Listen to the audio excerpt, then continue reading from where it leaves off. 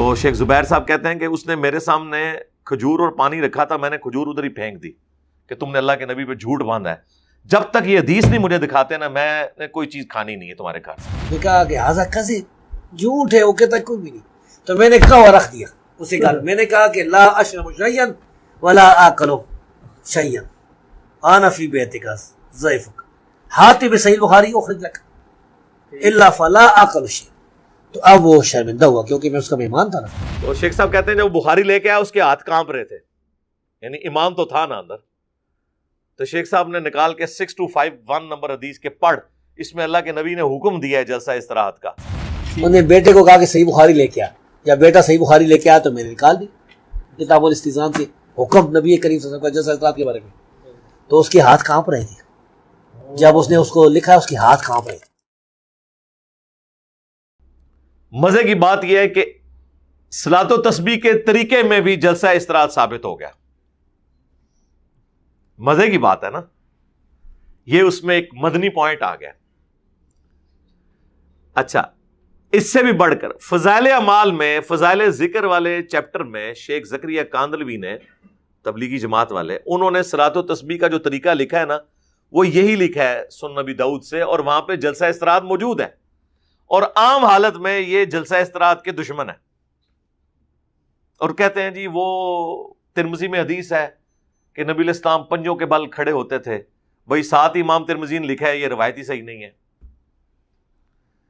اور میں آپ کو یہ بتا دوں علا وجہ بصیرت، یہ سارے اس طرح کی حدیثیں محدثین نے لکھی ان کا منہ بند کرنے کے لیے کہ پہلے لکھو پھر دسو کہ جعلی روایتاں نے، باقی وہ میرے کہنے پہ تو نہیں لکھی کوئی، میں نے تو نہیں ان کو ابھارا کہ آپ حنفیوں کے ساتھ دشمنی کریں اور ساتھ لکھ دیں کہ ضعیف ہے۔ وہ کہتے ہیں ہماری بھی ہیں جی، آپ کی ہیں، بڑے اہتمام سے محدثین نے لکھی ہیں۔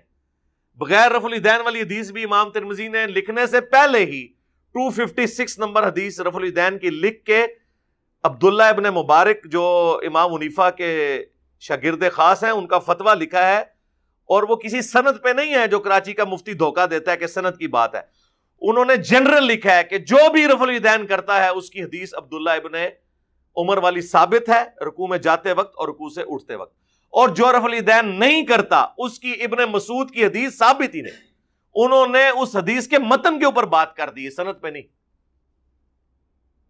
اور امام ابو داؤد نے جب یہ ابن مسعود والی حدیث لی تو ساتھ لکھا وَلَيْسَ بِصَحِيحٍ عَلَى هَذَا الْمَعْنَى، ان معنوں میں یہ حدیث صحیح نہیں ہے، چوڑ کے لکھ دینے اور پھر اوپر کامنٹس کرتے ہیں کہ یہ ثابت ہی نہیں ہے۔ یہاں پر بھی یہ پنجوں والی روایت ثابت ہی نہیں، بلکہ صحیح بخاری میں تو 6251 نمبر حدیث ہے جس میں باقاعدہ جلسہ استراحت کا حکم ہے۔ علماء عرب نے یہ سستی کی وجہ سے چھوڑ دی ہے۔ شیخ زبیر صاحب نے میرے انٹرویو میں بھی بتایا تھا کہ میرا ایک عرب عالم کے ساتھ مجادلہ ہوا اس بات پہ، اس نے کہہ دیا کہ نبی علیہ السلام بوڑھے ہو گئے تھے اس لیے دوسری رکعت میں بیٹھ کر اٹھتے تھے سہارا لے کر۔ تو شیخ زبیر صاحب کہتے ہیں کہ اس نے میرے سامنے کھجور اور پانی رکھا تھا، میں نے کھجور ادھر ہی پھینک دی کہ تم نے اللہ کے نبی پہ جھوٹ باندھا ہے، جب تک یہ حدیث نہیں مجھے دکھاتے نا میں نے کوئی چیز کھانی نہیں ہے تمہارے گھر سے۔ انہیں تو ایویں چھڈی سی، انہیں سمجھا پاکستانی ہے تو کوئی اس طرح نہیں مولوی ہوئے گا۔ تو وہ کہتے نہیں میں نے سنا ہے، انہوں نے کہا سنا کیا، نکال بخاری۔ تو شیخ صاحب کہتے ہیں جب بخاری لے کے آیا اس کے ہاتھ کانپ رہے تھے، یعنی امام تو تھا نا اندر۔ سر جلسہ استراحت ضروری ہے یا نہیں؟ جلسہ استراحت ضروری ہے، ضروری ہے، حکم موجود علماء عرب نہیں کرتے، صحیح بخاری میں حکم موجود ہے، وہ تو حکم موجود ہے کہ وہ جو بندے علماء عرب کی غلطی ہے، وہی غلطی ہے۔ اچھا، عبداللہ بن باز نے بھی لکھا ہے کہ جی یہ وہاں میرا ایک عربی سے میری بات ہوئی تھی، ہاں یہ ذرا بتا رہے ہیں، بڑی انٹرسٹنگ ہے یہ۔ عبداللہ المحتاج، اچھا، تو اس نے میں نے کہا کہ وہ کہتا ہے حکم، میں نے کہا تو حنفیوں کی باتیں آپ کرتے ہیں، حکم تو ضروری نہیں ہے، اللہ کے رسول صلی اللہ علیہ وسلم کا عمل بھی کافی۔ انہوں نے کہا نہیں حکم بتاؤ، تو میں نے کہا حکم بھی ہے صحیح بخاری میں، تو اس نے کہا نہیں کوئی صحیح بخاری میں نہیں ہے۔ تو میں اسی گھر میں بیٹھا ہوا تھا، اس میں کیمرے لگی ہوئی تھی، باہر سے لوگ نظر آتے تھے، کوئی مال تھا نا اس کا ریاض میں۔ تو میں نے کہا کہ صحیح بخاری میں ہے، انہوں نے کہا کہ ہاذا کذب، جھوٹ ہے، وہ کہتا ہے کوئی بھی نہیں۔ تو میں نے کہا رکھ دیا اسی گھر، میں نے کہا کہ لا اشرب شیئا ولا آکل شیئا انا فی بیتک ضیفک حاتب صحیح بخاری اخرج لک الا فلا آکل شیئا۔ تو اب وہ شرمندہ ہوا کیونکہ میں اس کا مہمان تھا نا. انہوں نے بیٹے کو کہا کہ صحیح بخاری لے کے آ, یا بیٹا صحیح بخاری لے کے آیا تو میں نے نکال دی کتاب الاستئذان سے حکم نبی کریم صلی اللہ علیہ وسلم کا جلسہ استراحت کے بارے میں. تو اس کے ہاتھ کانپ رہے تھے جب اس نے اس کو لکھا, اس کے ہاتھ کانپ رہے تھے. پھر اس نے حوالہ نوٹ کیا اور کہتا ہے کہ میرا استاد شیخ بن باز جو ہے وہ جلسہ استراحت کرتا ہے. پتہ ہے آپ کو شیخ بن باز ایسے قائل تھی, وہ کرتے لکھا ہے مستحب ہے, نہ کرے تو کوئی حرج نہیں. ٹھیک ہے, خود وہ اس پر عمل کرتے تھے. تو میں نے کہا کہ تو کیوں نہیں کرتا, لے شنت لاتا ہے. تو شیخ صاحب نے نکال کے 6251 نمبر حدیث کے پڑھ, اس میں اللہ کے نبی نے حکم دیا ہے جلسہ استراحت کا. وہ جو ایک صحابی بڑی تیزی سے انہوں نے نماز پڑھی تھی, سلام کیا, آپ نے کہا وعلیکم السلام, نماز پڑھو, تم نے نماز پڑھی ہی نہیں ہے کیونکہ اتنی تیز پڑھی تھی.